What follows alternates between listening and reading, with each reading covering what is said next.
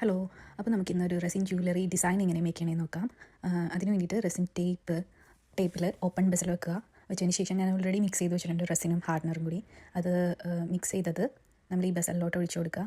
എന്നിട്ട് ഈ സ്റ്റിക്ക് വെച്ചിട്ട് എല്ലായിടത്തും കറക്റ്റായിട്ട് ഒഴിച്ചു കൊടുക്കണേ, അല്ലെങ്കിൽ അത് എല്ലാ സൈഡിലും ആവില്ല. അപ്പോൾ കറക്റ്റായിട്ട് പയ്യെ വേണം ഒഴിച്ചു കൊടുക്കാൻ വേണ്ടിയിട്ട്. എന്നിട്ട് ഒഴിച്ചതിന് ശേഷം ഏതെങ്കിലും ഒരു സൈഡ് കറക്റ്റായിട്ടില്ലെങ്കിൽ അത് ടൂത്ത് പിക്ക് വെച്ചിട്ടൊന്ന് കറക്റ്റ് ചെയ്ത് കൊടുക്കുക. കറക്റ്റ് ചെയ്തതിന് ശേഷം നമുക്ക് കാണാൻ പറ്റും ചെറിയ ചെറിയ ബബിൾസ്. അപ്പോൾ ബബിൾസ് എന്താണെന്നും എന്തുകൊണ്ടാണ് വന്നതെന്നുള്ള ഒരു വീഡിയോ ഞാൻ ഇതിന് മുമ്പ് ഇട്ടിട്ടുണ്ട്. ഇത് കാണാത്തവരാണെങ്കിൽ കാണണേ.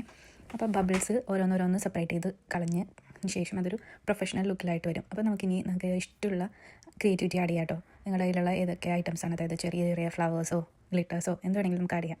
അതിനകത്ത് ഞാനൊരു ചെറിയൊരു ഫ്ലവറാണ് ആഡ് ചെയ്യണത്.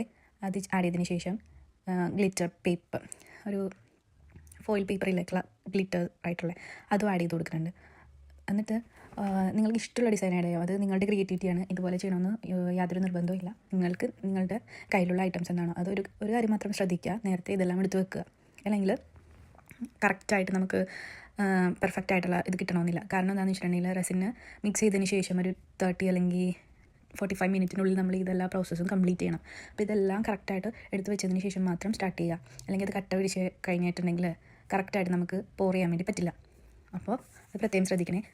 ഇതിപ്പോൾ ഞാൻ ഇയറിങ്സും പെൻഡൻറ്റും ആക്കാമെന്നാണ് ഉദ്ദേശിക്കുന്നത്. ഇത് ഡിസൈൻ മാത്രമുണ്ട്. അത് ഫൈനൽ ലുക്ക് വരുന്നത് ഇത് കംപ്ലീറ്റ് ആയി ക്യൂർ ചെയ്ത് കഴിഞ്ഞിട്ട് നമ്മൾ ഫൈൻഡിങ്സൊക്കെ ആഡ് ചെയ്ത് കഴിയുമ്പോഴാണ് കംപ്ലീറ്റ് ലുക്ക് ആവണത്, കംപ്ലീറ്റ് ഫിനിഷിങ് ആവണത്. ഇതിൻ്റെ മുകളിലേക്ക് കുറച്ചുകൂടി റെസിൻ ആഡ് ചെയ്ത് കൊടുക്കണം.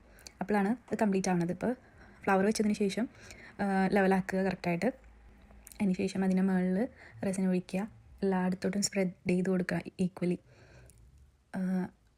ഇത് എപ്പോക്സി റെസിനാണ്. അപ്പോൾ 24 hours നമുക്ക് വേണ്ടി വരും സെറ്റ് ആവാൻ വേണ്ടിയിട്ട്, ക്യൂർ ആവാൻ വേണ്ടിയിട്ട്. അപ്പോൾ ആദ്യമായിട്ടാണ് ഈ വീഡിയോ കാണണമെങ്കിൽ സബ്സ്ക്രൈബ് ചെയ്യാൻ മറക്കല്ലേ. ഇനിയും ഇതുപോലത്തെയുള്ള വീഡിയോസ് വരുന്നതായിരിക്കും. ഇതിൻ്റെ ഫിനിഷിംഗ് പ്രൊഡക്റ്റ് ഞാൻ അടുത്ത വീഡിയോയിൽ ഇടാം കേട്ടോ. Okay, thank you for your time.